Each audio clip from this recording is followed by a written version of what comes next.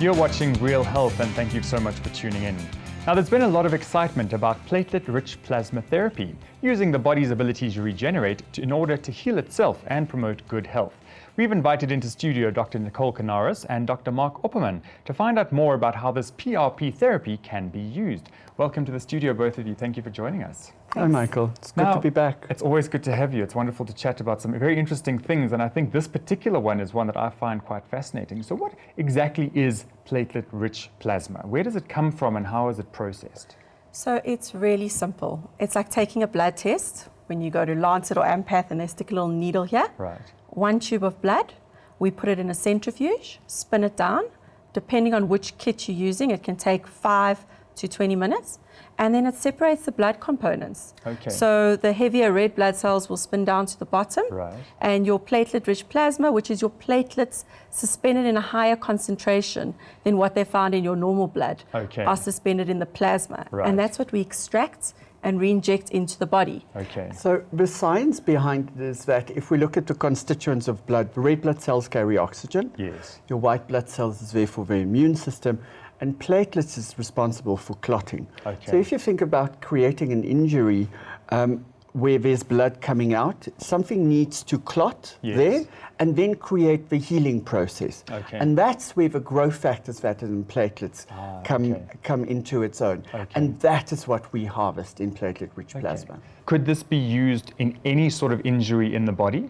So for many years now, back in the 80s, they've been using it in maxillofacial surgery, Okay. orthopedic surgery, Right. cardiac surgery, and even recently they're injecting into the ovaries for Okay. infertile women to stimulate egg production. Okay. So wherever it's injected, it causes regeneration. Right. So if you inject into cartilage, there's new cartilage formation. Okay. Bone, new bone formation. Right. Skin, new skin formation. So as I understand it, it's really just about you're giving the body what the body has anyway in a far more concentrated form, so that more activity around healing happens at the localized point where you've injected it. Absolutely. And what makes this so brilliant is the fact that we harvest it from you. Yes. It's not something that was manufactured. It's not something that was synthesized. It's something that's in you. It's your own ability to heal. Right. So it's a cost-effective way of stimulating recuperation. Okay. Now, we're going to be talking a little bit later on and in another episode about its use in sexual dysfunction and helping to aid that process. But what are some of the sort of more common uses that you guys are seeing or is happening in the medical field in terms of using PRP? Well, I think you'd have to differentiate male and female. Right. And if you're looking at females, female sexual dysfunction, and then the urological causes like your stress urinary incontinence. So we're able to treat these quite successfully by injecting PRP into the female genitourinary system to regenerate it. So improve the collagen in the area for tightness, Right. helping with the glands that are secreting for lubrication, tightening ligaments, improving muscle function, Right. and then increasing your nerve supply and oxygen supply. Okay. So there's more sensation felt. Right. So in terms of, if I could just touch on that a bit further, in terms of what it's doing, it's not necessarily that there's damage as such, but from age and degeneration over time, is that the benefit? So definitely, you obviously have young women who maybe don't have sensations and they may have an issue, and then we're able to boost that. But definitely menopausal women with low estrogen levels. Right.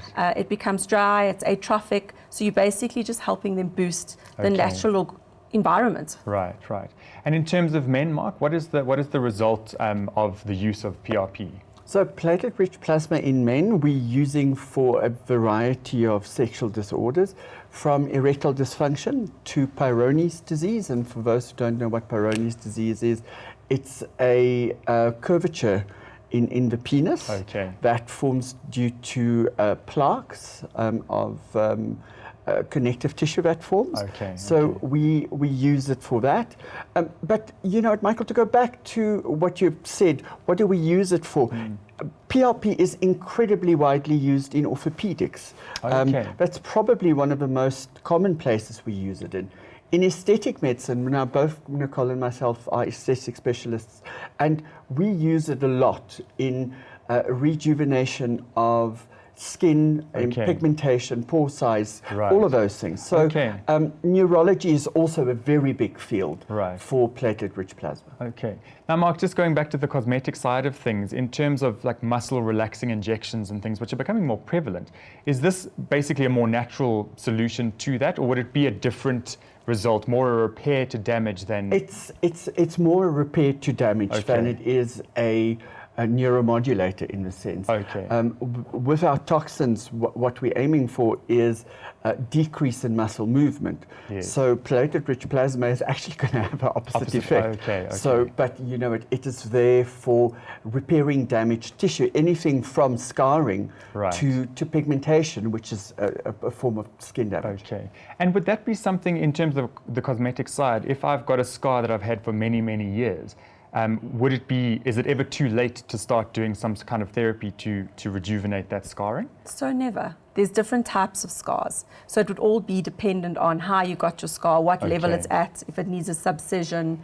But yes, it can definitely be treated. Okay. So PRP for the face is not just for problematic skin. It's helped to Yes. rejuvenate the skin. Okay. So it's going to tighten, it's going to give you glow, radiance, Right. all the things that you want in a natural way. So the world's Okay. moving in a natural direction now. Yes. People don't want toxins. Everyone's vegan. They want to go absolutely. with like a green direction. So this is the Yes. green direction to say, we're giving you something that's from you and it's Yes. completely natural to Okay. rejuvenate and regenerate your skin. Absolutely. One of the things that we have to emphasize, though, is that not all PRP or PRP treatments are equal. It Okay. really depends on how the platelet-rich plasma is prepared Okay. and how it's used. Right. So, you can't, for instance, just go to one of the laboratories and ask them to take some blood and Yes. have them separate the blood and take that and take it to your esthetician and tell her, use this. Okay. That, it's a no-no. Okay, so you really need to find a specialist. You Special need to kits. know what you're doing with this. There is special kits that we use to separate this, to give us the higher percentages. There's a couple of pitfalls that you can run into with Okay. PRP. Well, that's something that I did want to touch on. I mean, in terms of risks or overuse of the therapy, can you take it too far? Is there a beyond cautious point that you need to be aware of? I love that question because in its aesthetics, everyone always asks that. Yeah. Can you get carried away? Yeah. And obviously you look at Hollywood and all these beautiful people that some of them have gotten carried away with certain treatments. But because this is natural, no. Okay. Anytime we inject your skin though, it does pose a threat to Right. developing pigmentation, something that we Okay. called post-inflammatory hyperpigmentation. So that would be your only true risk. Then as Mark said, we keep it safe. It is blood, it is blood products. It has to be done in a medical sterile setting. Yes, yes. And make sure it's your own because there are infectious diseases out Yes. there. So you need to go to somebody responsible, reliable and Okay, trained. Fantastic. Well, if viewers want to get hold of you guys to find out a little bit more about this, how can we get in touch, Mark? My practice is in Parkmore, and the easiest way to get hold of me is on 011 784 1168. Nicole is in Greenstone, and your phone number is? 011 524 0991. Okay, fantastic. And we'll also put your information on our website so people can find it there. Thank you so much for joining us. It's great to chat about some different therapies that are out there and have some great potential benefits. So thank you for your time. Thanks. Thank you, Mike. Thanks a lot. Thanks.